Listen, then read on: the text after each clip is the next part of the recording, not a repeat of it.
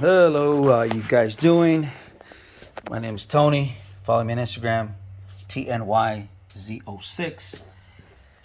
Today's issue, which is my first video that I'm gonna do, and I think might be helpful for a lot of you. This is a 2018 Chevy Corvette Z06, and I believe they run from 2014 all the way to 2019.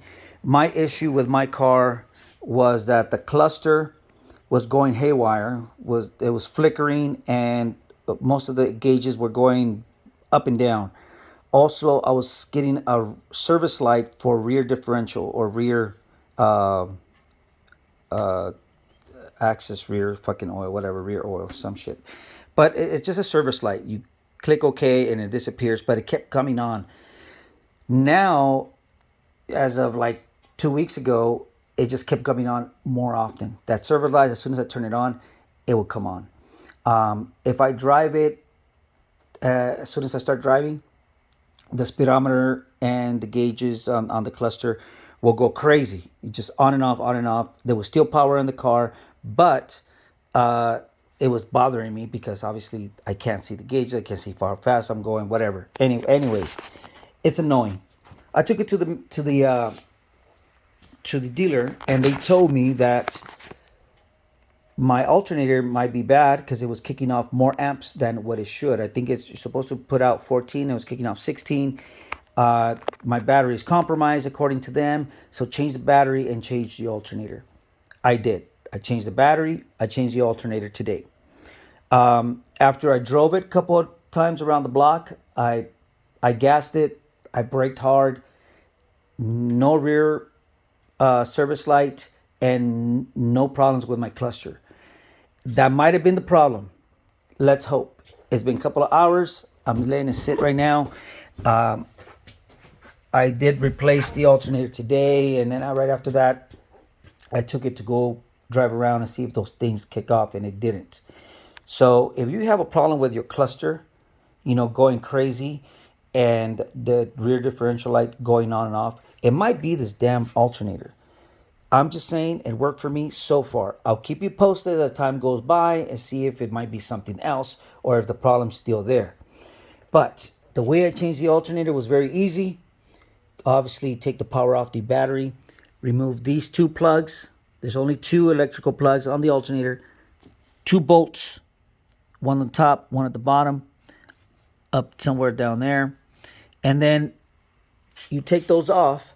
You remove your air intake and the snout here, give you access to your alternator and your belt tensioner and your belt as well. There's a guy on YouTube saying that you could do this job without using the tensioner. Bullshit.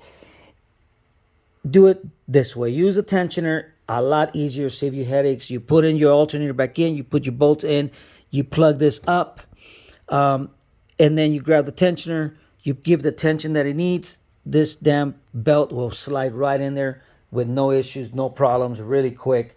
And then you start putting everything back in. I closed it. I took it back out for a ride. Dude, problem looked like to me it was gone. So if you have that problem with your cluster going crazy, like look like it has an electrical problem, or some, it might be bad grounding, and that's why you're getting a short or whatever. That's what it might seem like. And you're getting that rear differential service light. This idiot here, this alternator might be the problem. I didn't see anywhere online on YouTube or anything information about this. I'm glad that my dealer was able to tell me that this might have been the issue. I did it myself. They wanted to charge me like $2,800 for this, just for the alternator and the battery. I told them to pound sand. I did it myself for under $500 or close to $500. I ordered the alternator out of state. I'm in California, so I ordered it out of state from Texas, I believe. And then the battery, I got it here from a local store, and that was it. And my battery was 100%, by the way. It was good, but they said might have been compromised, so I changed it anyways. So I did not go with a used alternator. I wanted a brand new one.